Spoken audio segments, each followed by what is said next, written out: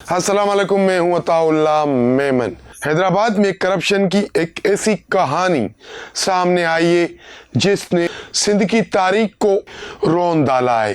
हैदराबाद में जो करप्शन का बाजार चल रहा है उसका नोटिस कौन लेगा, क्या कोई एक्शन लेगा, ये सब कुछ आज मैं आपको बताऊंगा।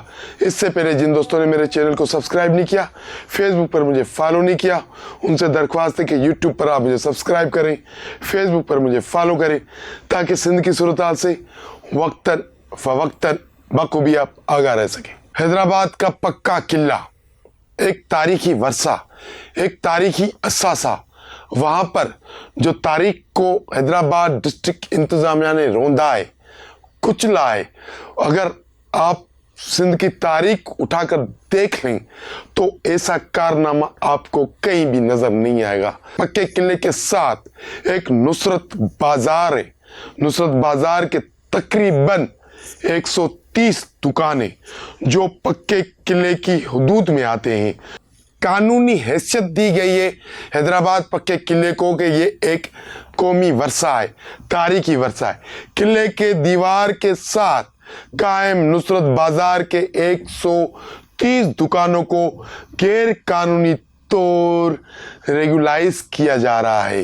गैर कानूनी तौर पर लाखों रुपए बटोरे गए और एक तारीखी विरसे के साथ खिलवाड़ किया जा रहा है। मजे की बात, इन दुकानों को हैदराबाद इंतजामिया ने कई बार यानी कि गैर कानूनी तजावीज़ात का नाम देकर इनको बिल्डोज करने के लिए, दुकानें खाली करने के लिए जो वहाँ बैठे हुए दुकानदार उनको नोटिस जारी कर चुकी है। बार बार उनको कहा गया है कि भाई आप जिस दुकानों पर बैठे हैं ये गैर कानूनी है, ये नाजायज़ तजावीज़ात है, आप ये फौरी तौर पर खाली कर दें, नहीं तो इनको बिल्डोज कर दिया जाएगा।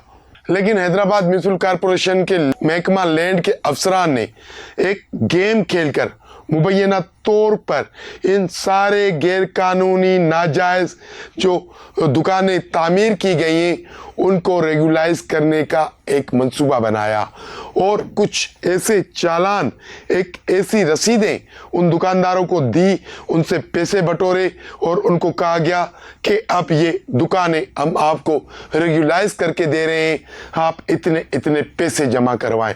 जबकि सबको पता है कि ये दुकानें गैर कानूनी नाजायज़ हैं।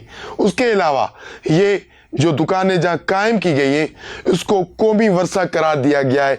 पक्के किले को एक कौमी वर्से के साथ इतनी बड़ी बाजार को गैर कानूनी तौर पर रेगुलाइज करना एक बहुत बड़ा जुर्म बनता है।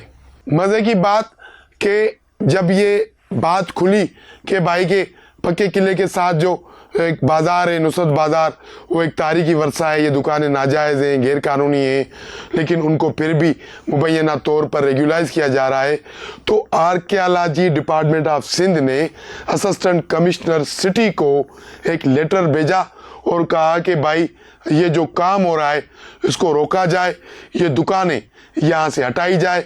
हमें पता चला है कि गैर कानूनी तौर पर पैसे लेकर इन दुकानों को रेगुलाइज किया जा रहा है। ये अमल गैर आईनी, गैर कानूनी है। सबको पता है कि पक्का किला को एक कौमी वर्सा करार दिया गया है और ये दुकानें गैर कानूनी है, तो लिहाजा इस पर एक्शन लिया जाए, इन गैर कानूनी दुकानों को फौरी तौर पर बिल्डोज किया जाए।